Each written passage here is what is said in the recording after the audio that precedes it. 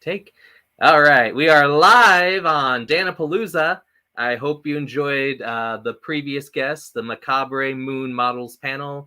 Everyone, make sure to like and follow, and that is on Dan the Man Vids YouTube channel and Dan-A-Plooza Facebook page. Now, getting on to my guest right now. My guest is a badass burlesque beauty, producer, former pinup model. Give a round of applause for those watching and future watching to Eden Ivy. Thank you. Thank you for being here. For those watching and future watching, please follow Eden Ivy on Instagram at Eden Ivy 143, Eden Ivy Facebook page. Follow Naked and Crazy Burlesque Facebook page.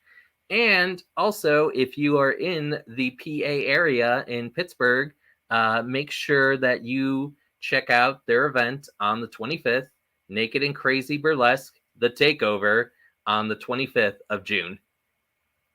Definitely. You hit all of the marks there, Dan. That's the promo. That's the plug. That's the plug segment, as always.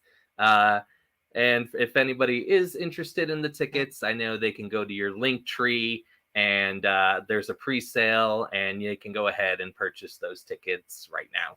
Definitely. Yep. There's plenty of tickets, plenty of space. We're looking forward to having a good crowd that night. Awesome. All right. And for anybody else watching, please make sure to follow the Dan-A-Plooza Facebook page or the YouTube channel, Dan the Man Vids. Now, let's get to some questions. Hold on one second. Okay. So I remember reading in your bio that you have been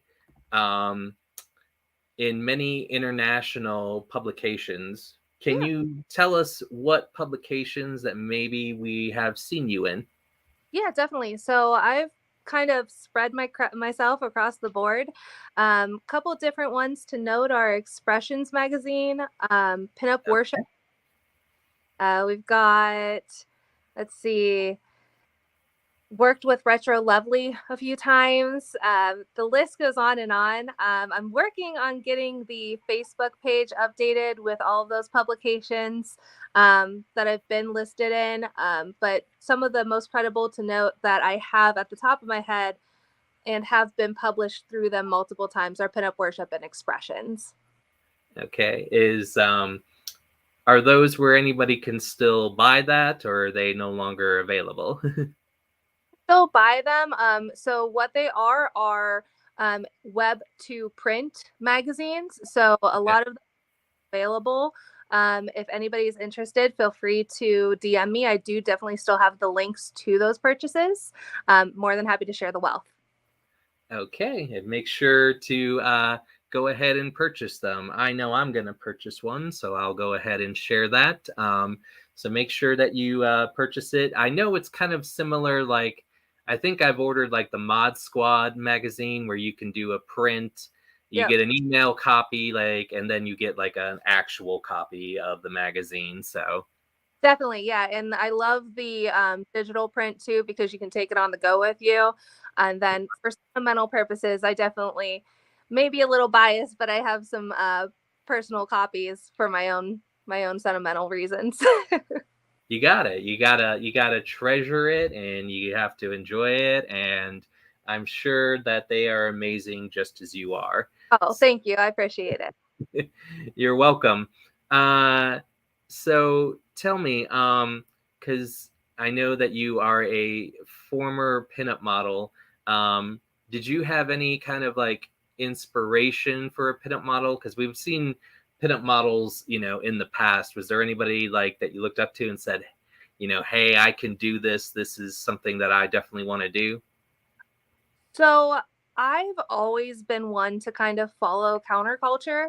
And I was about 13 years old. So right at the growing age, I in his photography. He was working with a lot of Los Angeles models at the time, and just style and aesthetic was so it just sparked something in me, honestly. And at that point, I was like, huh, these are just normal women, like current Every time, day. Yeah.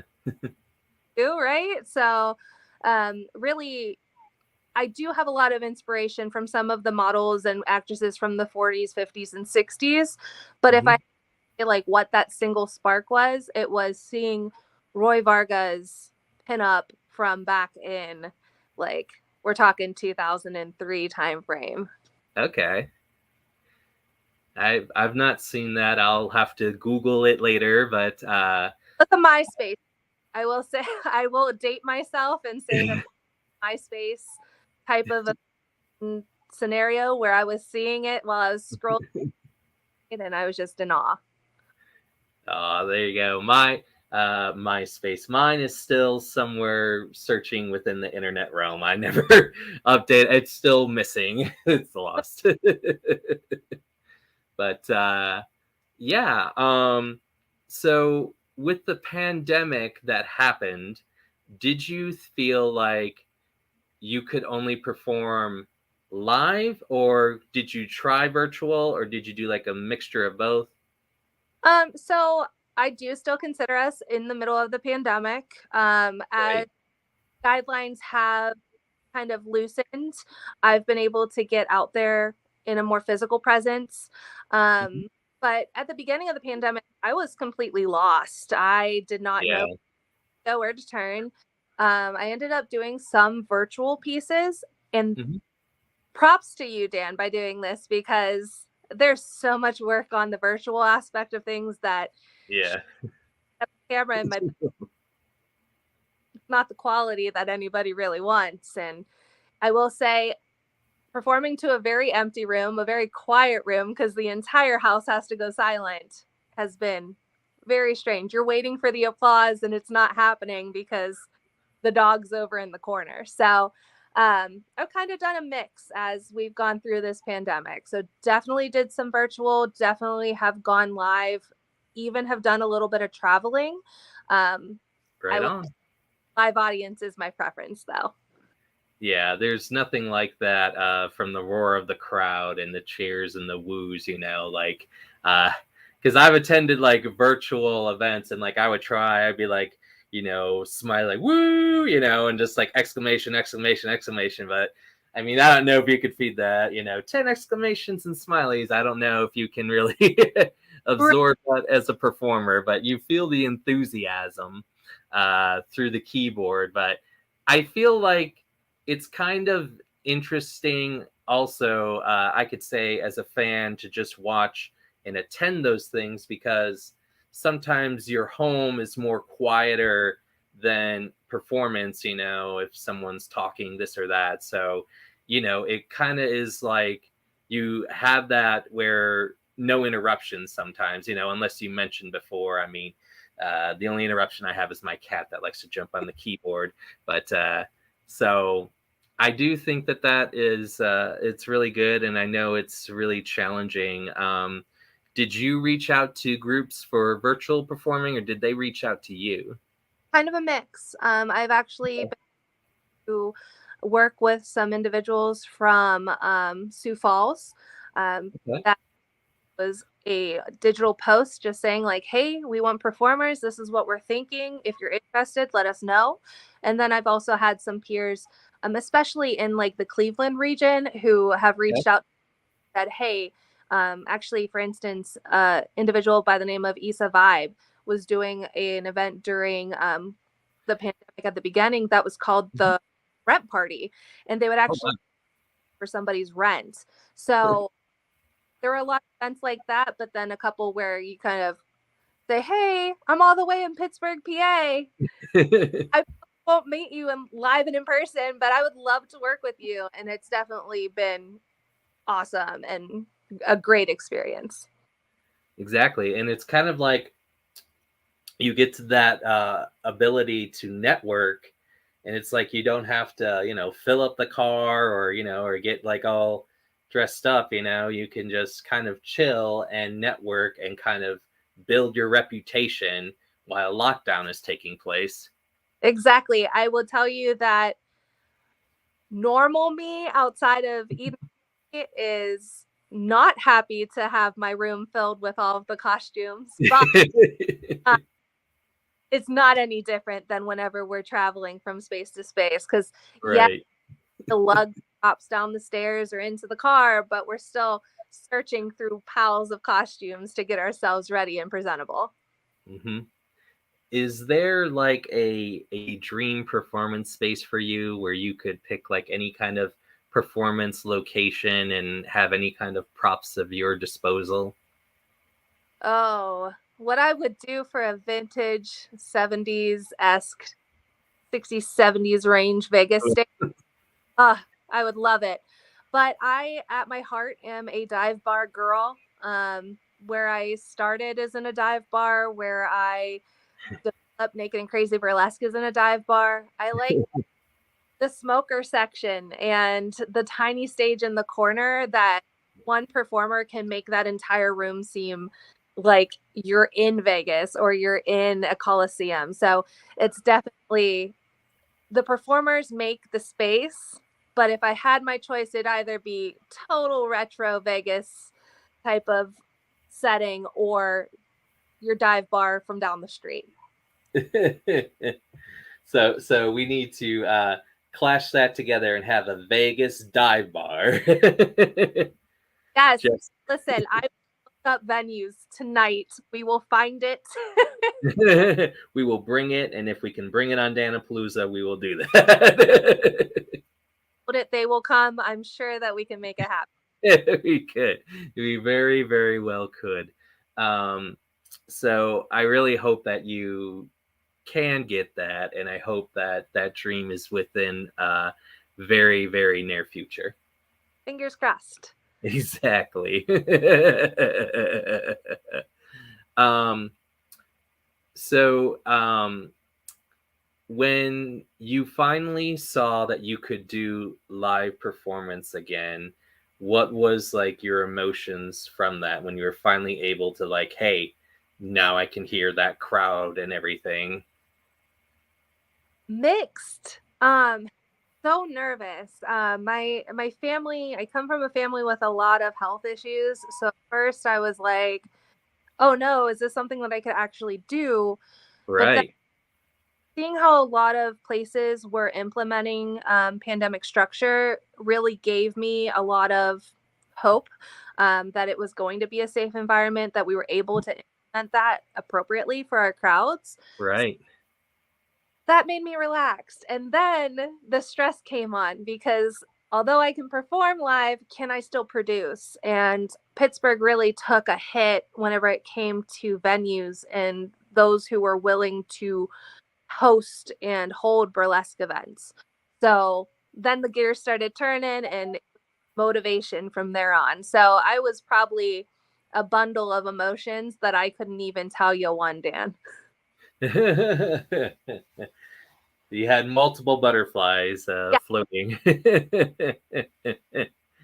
um, so, and I think that, we all get that as a performer. Like for me, it was a transition because I've done stage and theater work most of my time. And then I did film, and now I've done like virtual. So, I feel like everything that you do as a performer is just another notch in your belt and how well you adjust to whatever card you're dealt. Yeah, that is true. And it's just about how you adapt to it as it comes. And Right. a lot of times you can't predict what's going to happen. So I think No, of that extra notch going through what we have. it's important, but I can tell how skilled you are. Many notches in the belt. But yeah, how has the crowd and fans have been ever since you started performing live? Have you been very well received? Yeah, so I've had the ability to travel a little bit. I always love going out of Pittsburgh, but Pittsburgh is my home. Yep. Uh, First, it was a slow come up because I think, like myself, everybody was having some of those emotions where Yeah. live. are they doing what they say they are doing? But since being back, the crowd's reaction, the performers' reactions, it's been spot on. It's been amazing to be back and feel that energy again. That's amazing. And I'm glad that it's going so well. Um, do you have like anybody that you have like kind of like some of your favorite performers to work with? Yeah, definitely. So I mentioned a little earlier my my Cleveland people, but I also work with a lot of people out of Columbus too. Really, whenever I started doing burlesque, it was really pedal to the metal on the road. I-80 was my best friend over in Ohio. I love working with a lot of Cleveland community. Noella DeVille, Lakota Shakar from Cleveland, Issa Vibe, as I had mentioned. They're actually part of a troupe called the Fandom Fantasies. Oh, They like con type of events and characters. They put on a lot of really good shows. oh And then wow. Columbus, there's the Columbus Velvet Hearts who are doing a lot of really great things for the community. Butterfly is an angel and I love her to death. So there's a lot of people that whenever you see them in person and at shows, you feel the love, you feel like a family environment, and it's just like an evening hanging out with friends. Definitely. I had seen something a few years ago. I didn't see it live, but I've watched it, and I've watched it's Star Wars burlesque. And do you see that being like a popular trend in the future when it's very themed towards something that's pop culture? Definitely. I'm always been a part of those shows too. I have a store number that pops up every once in a while, every May the 4th. Uh, yeah, definitely pop culture because whenever you see a pop culture show, it seems more relatable. Sure, there's a naked woman on a poster and it's a burlesque show, and I might see something. But whenever it's something that you're interested in, whether that be Game of Thrones, Star Wars, I was in a show the other month. It's your interest, you're going to be more engaged, and it's a more exciting time as a patron of those shows too. do you do you kind of like ham it up and do any kind of things like towards that pop culture? Like I think of like Star Wars, and like the first kind of nerdy joke, instead of like these aren't the droids, this is the burlesque show you're looking for. Yeah. My stormtrooper number, I have a mock rifle from my color guard days, and always miss my shots. Just like it's fun to watch and see where people hide those true fan aspects of the theme. Exactly. Yeah, I think of that, and I think of and Greedo shot first, so I don't know. There's something to work in that, but that would be hilarious. But I had seen that, and it just appealed to me because I'm thinking, how are they going to do these characters? How are they going to do Chewbacca, R2D2, C3PO? How are they going to? There is actually a performer. Um, I'm not sure of her stage surname, but her stage name is Queenie. And she is based out of the Midwest. And she actually does a Chewbacca. And it's spot on. I'll have to send you the link later. It is really, Like it's just and you just like do the tips. Oh my. Now I'm like, I really need to see that. send you the link after we're done. Okay. Um, is there a certain show that you would want to do that is kind of pop culture that you thought, this would go really well to do and to capitalize on? So I don't know if it would be pop culture per se. I would love to just see like a white trash bash. Just let's just call it an America show, like Americana as Mark. see across the nation, in the stereotypes that you see across the nation, I just think would be so to see how everybody takes them, whether it's like the Disney tourist or like the Jersey mobster, like those types of stereotypes personified. But fandom wise, I would probably say, I would love to see, because I've seen Disney, I've Yeah, seen I've heard I've seen Game of Thrones ones, I've seen Bob's Burgers one, it. drama. So I don't think that there could be one specific fandom that I could pick from because so many have been done in. Yeah. I've heard of Saturday morning cartoons. That's also been done before too. Yeah, and that's always really good too because it's like ruining one childhood at a time because I don't remember that on the Rescue Rangers, but oh well. I don't know. Or this is better than the show.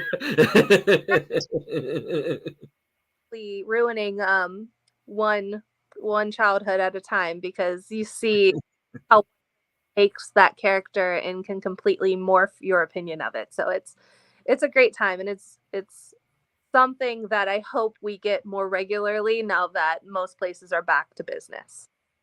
Exactly. Do you have a favorite accessory or prop that you like to use for your shows? Do you have a go-to prop? So I actually built a weighted chair. It's based off of a regular restaurant chair. It looks like a regular restaurant chair, Mm-hmm. but it has steel bars to it. So Mm-hmm. that whenever I'm doing any acrobatics or chair work, I'm not flipping over the chair. So it is my prized possession. Very heavy, pain in the ass to carry around, but favorite accessory. I could put 3 people on it and have no issues. Oh wow. So it's definitely good. And I feel like that would appeal to not only burlesque fans, but some of the wrestling fans. They like when they bring a chair, so they'll know business is picking up because Eden brought the chair. Yeah, definitely. It's whenever I started developing Eden Ivy as a persona, Mhm, the chairs were around, and I mhm. thought, I'm not gonna get hurt. This is way too not safe. And I was using those foldable chairs, Oh yeah. match-esque chairs. And I figured, hey, if I'm gonna flip around on this thing, I might as well make it durable, and thus became the weighted chair. Right, right. And I think that is a good prop. Do you have any other kind of favorite props like feather boas, or do you have anything else that you really like to work with? So I really like to work with robes, any type of robe. I like just I don't want to call it this, but like a widow robe that Oh, like throw on and walk through my imaginary mansion after killing fifth husband. I don't know. Uh, okay. robes, and I think that no matter the person who wears it, it always nods back to a more classic time. So I would say probably those long flowy robes, and I really do love a corset reveal, a really tight laced corset, and watching or even personally, it's one of my favorite teases is to undo that corset and get a little bit of relax in the middle of the routine. So I can't pick one of anything here. It's a whole bundle. Stop, here you go. I'll ship it out express. Express. But I think that is good because um, I think it adds something more to it, and the audience enjoys a lot more, especially when you interact with something. They kind of are like, "Well, what is gonna happen, or how does it?" Um, do you kind of like it where people may think it may go this way, and then you go this way? Like you. 100%. So I am, we were talking a little bit earlier where like burlesque performers and wrestlers kind of go hand in hand. It's just without. Yeah. I love to get a reaction. 100%. I wouldn't be doing what I do without that reaction. But Right. burlesque reaction, I love to get like, oh yeah, I'm gonna 100% take this item off, and then nope, no, I'm not going the other way. Forget you. Person's face drop. They're like, ah. They know they've been played. I tell everybody I will censor myself, but I like to F with people in the crowd. We're having side conversations or not really paying attention to the performer, and I have a presence about myself that I like to go right in your face. And if you're not paying attention, hi, I'm here. See me. It's the tunnel vision you've already. Yeah, and that's the thing. It's always I've had that too with working with I've been part of improv troupes and where people have just, or just, and sometimes I've stood, like right in front, or I like sometimes where you just sit right next to them and like you're just joining the table, like I feel like sometimes people forget, like, no matter where you're performing, it's the area of respect and it's respect to the performers. And like, it's people have forgotten sometimes the mentality of I have to focus and give my attention to them, because that's a way of paying respect. But sometimes they're just stuck in their own world. Yeah, at Naked and Crazy Burlesque, we have a role. It's called the Don't Be a Dick role. And be at the show, so did everybody else around you. So, we're here for a show, we're here for a good time, not your side conversation. And really, even as adults, some of us need to have those rules in place to be like, hey, buddy, we're doing something here. Be a little quiet. Yeah, I've definitely seen that, and I always kind of get a chuckle when it's kind of well deserved, and they're brought back full circle, and I go, right on, right on. So before we end Dan-A-Plooza, is there anything you'd like to say, promote, or plug? Well, I will be in my lovely partner state of Ohio on June 17th at the Winter in Cleveland. All right. For Lakota Shakar. On June 25th, I will be back here in Pittsburgh at Mad Bar for the takeover. Then we don't go do anything until July, but I really do keep everything up to date on Facebook, on Instagram, myself and Naked and Crazy Burlesque. It's been a pleasure being able to sit here and talk with you, Dan. I definitely appreciate the outreach, and I'm an open door. So if anybody ever wants to connect, I'm around. Happy to talk shop, talk shows. And the last thing that I will say is that June 4th, I will be at Brownsville Car Show as a pinup judge. And then all the way in August on the 27th, I will be in Pittsburgh at Mods versus Rockers, also acting as a judge. But both car shows are excellent. And if you're into that kind of thing, definitely come check it out. All right. Kind of get your engines ready to come and watch a really good show and see some amazing pinup models. So, so I'd like to thank my guest at this time, Eden Ivy. Make sure to follow her on the Instagram, Eden Ivy 143 on Facebook, Naked and Crazy Burlesque on Facebook. Go see the shows that she had just mentioned, and make sure to keep supporting Dan-A-Plooza. One more guest we'll have at 8:30, the Savage Queen, Megan D. Francisco, returning guest, will be here. Everyone, have a good night.